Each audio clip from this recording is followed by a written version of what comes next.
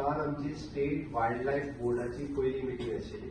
State wild life बोर्डाच्या मिटिंगेक हांव forest minister, बाकीचे आमचे रिप्रेझेंटेटिव्ह एमएलए आणि त्याच बरोबर एनजीओज आणि ताचेर आशिल्ले सगळे मेंबर्स हे त्या मिटिंगेक प्रेझेंट आशिल्ले. चरवड्या धरणा खातीर पयलो एप्रुवल आमी प्रोजेक्ट एप्रुवल पास केला. ताची गरज आसा.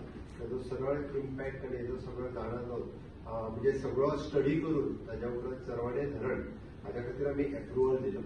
दुसरो regarding the tiger reserve NCST हाज्या सॉरी म्हाका वर्ड कदाचित याद जायना but according to that approval state जी आसा पळय न्ही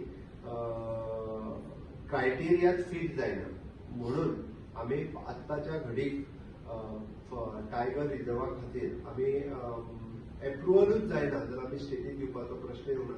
त्या पद्दतीन आमी हायकोर्टाकूय बी आमच्या एफिडेविटांतल्यान कळयल्लें आसा. बट स्टेटी कडेन आशिल्ल्यो 7 सेंच्युरीज वायल्ड लायफ सेंच्युरी ज्यो 7 आसा ताज्या अनुसार सगळे नॉर्म्स टायगर रिझर्वान जे बाकीचे जे येता पळय न्ही ते स्टेट सातत्यान तेजो कंटिन्युअसली फॉलोअप घेता आणि वायल्ड लायफ 7 सेंच्युरी असल्या कारणान सगळी प्रिकॉशन्स टायगराच्या बाबतीत आणि वायल्ड एनिमल्सच्या बाबतीत जी प्रिकॉशन्स घेवपाक जाय ती सगळी प्रिकॉशन्स ही सातत्यान वायल्ड लायफच्या बाबतीत आणि टायगरांच्या बाबतीत ही स्टेट घेता आणि हाच्या फुडेय बी आम्ही घेतले.